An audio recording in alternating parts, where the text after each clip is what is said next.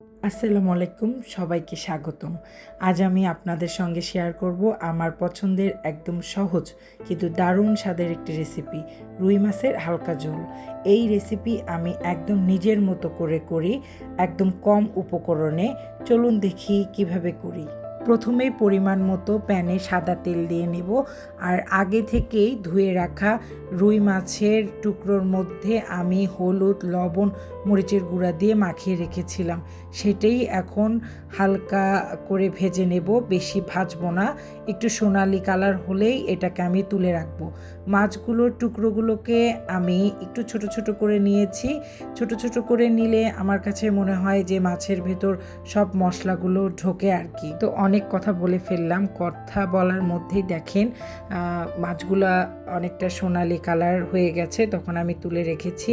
এখন ওই তেলের মধ্যে আমি প্রথমে পাঁচফোড়ন দিয়েছি, তারপরে পরিমাণ মতো পেঁয়াজ কুচি দিয়েছি, তারপরে পেঁয়াজ বাটা, কাঁচামরিচ বাটা, আর জিরা বাটা, লবণ, হলুদ আর কিছুটা মরিচের গুঁড়া দিয়ে আমি এই মশলাগুলোকে ভালো করে কষিয়ে নেব।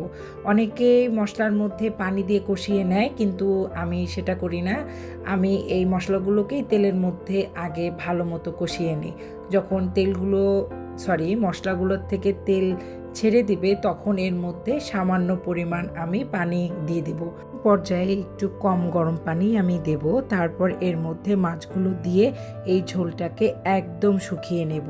ঝোলটা শুকিয়ে আসলে এইবার আমি পরিমাণ মতো আবারও কিছু গরম পানি দিয়ে দেব। এখানে আপনারা যদি কম ঝোল রাখতে চান সেক্ষেত্রে কম পানি দিবেন, আর যদি একটু বেশি ঝোল রাখতে চান সেক্ষেত্রে একটু বেশি পানি দিবেন। এটা যার যার আন্দাজ অনুযায়ী জিনিসটা করবেন। তো আপনারা আপনাদের প্রয়োজন মতো ঝোলটা শুকিয়ে নেবেন। আমার মনে হচ্ছে আমি এই রকমটাই রাখবো, একটু ঝোল ঝোল রাখবো। তো নামানোর আগে আগে কয়েকটা কাঁচামরিচ আর আমার হাতের বানানো মাছের মশলাটা দিয়ে নামিয়ে ফেলবো। আমি এইভাবেই মাছের তরকারিটা রান্না করি এবং যাকে খাওয়াই সবাই খুব প্রশংসা করে। এত সহজ উপকরণে এমন ঘরোয়া স্বাদ পেতে চাইলে একবার ট্রাই করে দেখতেই পারেন। ভিডিওটি ভালো লাগলে লাইক দিন, শেয়ার করুন, আর আমার চ্যানেলে নতুন হলে ফেসবুকে দেখে থাকলে ফলো দিন, আর ইউটিউবে দেখে থাকলে সাবস্ক্রাইব করুন। ভিডিওটি কষ্ট করে দেখার জন্য সবাইকে অন্তরের অন্তঃস্থল থেকে ধন্যবাদ। সবাই ভালো থাকবেন, সুস্থ থাকবেন। আল্লাহ হাফেজ।